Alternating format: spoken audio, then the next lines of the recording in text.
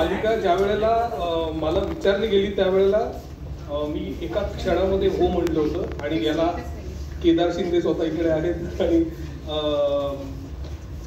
मला जनरली लोकांनी खूप असं पॉप्युलिस्टिक चॉईसेस कधी करताना पाहिलेलं नाहीये.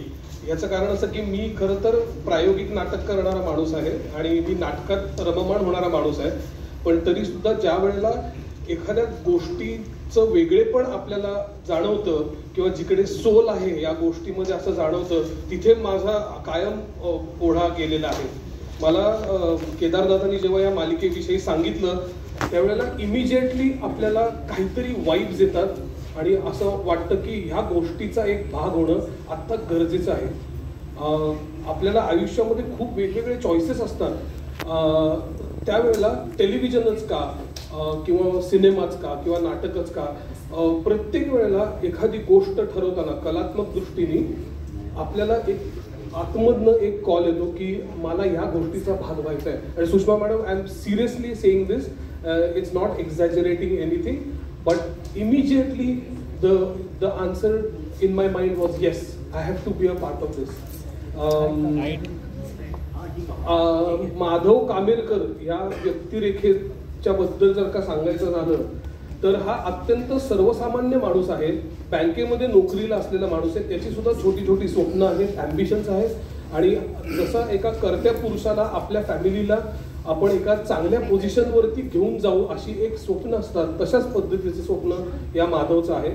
आणि मात्र या गोष्टीमध्ये मला जे अट्रॅक्ट करतं, जे खेचून घेतं ते म्हणजे माधवचा एक प्रॉब्लेम आहे.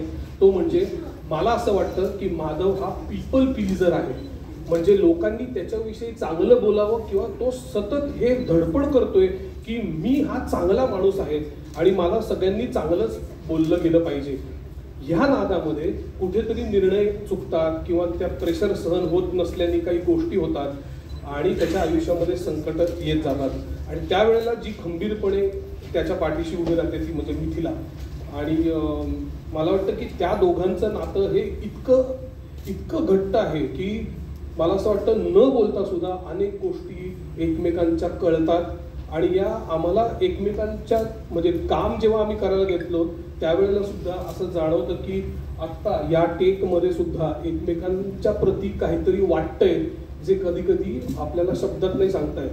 सो ही पॉवर या गोष्टीची आहे आणि त्याच्यासाठी मला कलर्स मराठीचे आणि केदार शिंदेचे मला मनापासून आभार मानेल. Thank you so much for choosing me. Mithila. नमस्कार, मी स्पृहा आणि मी या मालिकेमध्ये मिथिलाचं काम करते आहे. गोष्ट आमची फारच गोड आहे. सुचित्राने म्हणाली तसं सगळं काही गोडगोडच असणार आहे असं नाही, ह्याचीही आम्ही कल्पना देतोच आहोत. पण काय आहे, कुठलीच एक फॅमिली अशी साखरेच्या पाकातनं काढून आणलेली नसते. म्हणजे त्यामध्ये पण फार चढउतार असतात, त्यामध्ये मजा मजा असते आणि त्या सगळ्या गोष्टींना एकत्र तोंड देऊन त्या पुढे मिळणारं जे सुख असतं त्याची चव फार गोड असते.